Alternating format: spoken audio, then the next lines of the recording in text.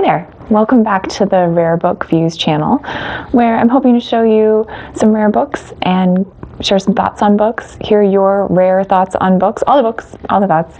If you're interested in any of that, please subscribe and drop me a comment. Tell me what you're collecting. I'm always interested to hear what other people are going out of their way to hunt down and treasure. I have not a lot of shelf space left, so I try to focus on the books that I read when I was a kid and really loved and made an impression on me and turned me into a reader.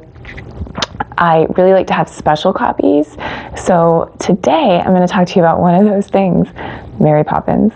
Mary Poppins made such an impression on me. As a kid, I watched this movie and loved it. I had the soundtrack on a cassette tape, and I listened to it on a Walkman when we went on family road trips.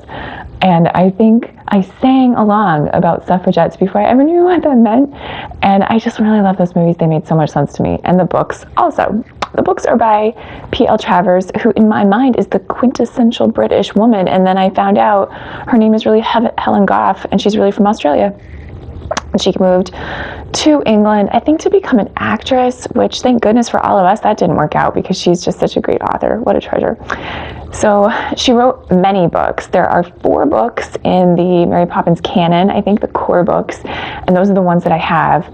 I have good copies of these books. This is something every now and then I debate. I want a nice copy, I want a special copy, but I like to read these copies, so I don't want a copy so nice that I can't read it, and some of the Mary Poppins are out of my price range or just would be too fragile to really read. So this is definitely in that sweet spot of something that is a good copy, a vintage copy, but not necessarily the highest end. So if you're in that middle realm, we can talk about that. The first book is, of course, Mary Poppins. I have the Harcourt Brace and World. In these editions, it's really easy to tell.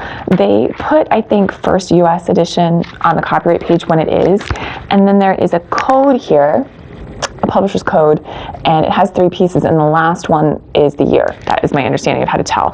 So this is a 1965, which is a little bit later in the Mary Poppins land, and it has this is one of the things that you'll see people reference. This is the Walt Disney movie reference. So sometimes people want the ones, Disney people might want the one that says that it was a Disney movie, which obviously would be on books that came out after the movie.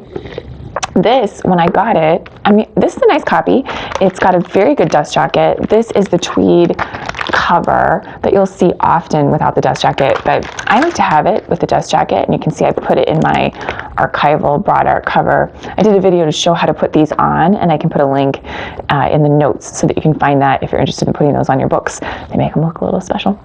I love this book, and when I got it, I was very interested to see there's this reference on the table of contents to the Bad Tuesday chapter. So the first copy I had of this book is this one, which is the revised edition. So I got this one first when I was collecting, and it looks very similar. It's got that tweed cover. The dust jacket's in good condition. The copyright page, the code makes me think that this is much later. This is way after the ISBN came into effect, and you can see it's got a different situation. And on the dust jacket, on the cover, it says revised edition, and there's no Disney seal. So when I got this one, I was very interested that on the table of contents here, chapter 6 says The Bad Tuesday, the revised copy. And I wondered what that meant. So then I got the original, or a previous edition that doesn't have the revised chapter. It has the original chapter. And I'll not show you that because there's a reason that they had to revise it. She apparently, P.L. Travers, what an interesting personality. She is portrayed in the movie Saving Mr. Banks as someone with some very strong opinions, and she was apparently asked to change this chapter, and she did that in the 60s and then again in, I think, 1979, 1980, particularly because one library would not carry it. And I think this is interesting because in the modern day, there's a lot of thoughts. People have a lot of thoughts and a lot of feelings about when we think that something is outdated, when the plot line or an aspect makes us uncomfortable, because now we know the context and we think, why are we telling our children this? this is one of those examples. And I am someone who loves Mary Poppins, but I'm an adult, and I understand now why maybe we had to rethink chapter 6. P.L. Travers, I honestly believe, is a treasure, but she's not an anthropologist or sociologist, and she said some things in that chapter that make sense to me why, from a marketing standpoint, because the publisher is running a business and they want to sell books, they might have thought it was a good idea to change it. So I'm not telling you if I agree with her or not, or I agree with what was said in the chapter or not. I just think it's better the way that she changed it. This is in the revised edition. I'll show you. The biggest difference is there is this illustration. I think in the second revision in the 1979, she actually had Mary Shepard, the illustrator, change this illustration. And you can see that in this chapter, Mary Poppins takes the kids on an adventure around the world to all the points of the compass. And in this version, in the revised version, they meet different animals. So at the South Pole, they meet the animals who live at the South Pole. At the North Pole, they meet the kinds of animals who live in the North Pole, instead of the people. That's it. Okay, so that's the first one, which is my favorite. I think Mary Poppins, the original. Then we have Mary Poppins Comes Back. This edition, I have the one with the Disney seal. This is Harcourt, Brace and World. And on the copyright page here, it looks like it's 1964. And again, this dust jacket is in good condition, I would say. Then we have Mary Poppins in the Park. I have a little bit of loss here. I like it when people advertise these books and sell them and they say slight loss, and you think that means there's a chunk missing.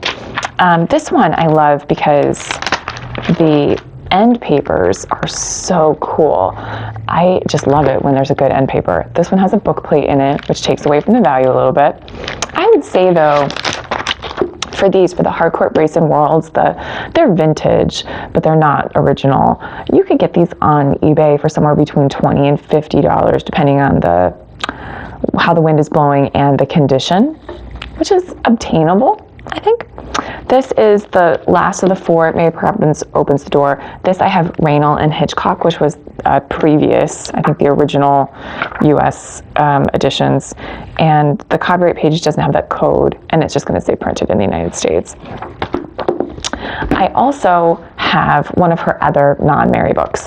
This is The Fox at the Manger. I got this on vacation in the UK. I ran across this in a used bookstore and I snapped it up because I just think it's so interesting. I want to say it's a little bit of almost a religious folk tale, kind of.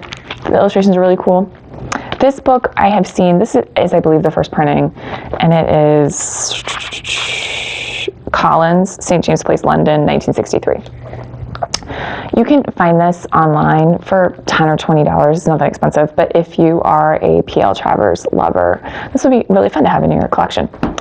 There are a few other books that she wrote that are sort of Mary Poppins spin-offs. There's Mary Poppins A to Z, which is the alphabet with different Mary Poppins witticisms. There's Mary Poppins in the Kitchen, which is sort of cooking and recipe related. I don't have those, I haven't sought them out. I think if I came across them, I would add them to my collection, which is good. And there's still more things to find, but I haven't tracked them down yet. So I have the main ones. I think I have nice editions, and I would love to hear from anyone who has originals. Do you have a first edition? And how did you find it? And if you're a Mary lover, let me know what else that you have or what you're looking for.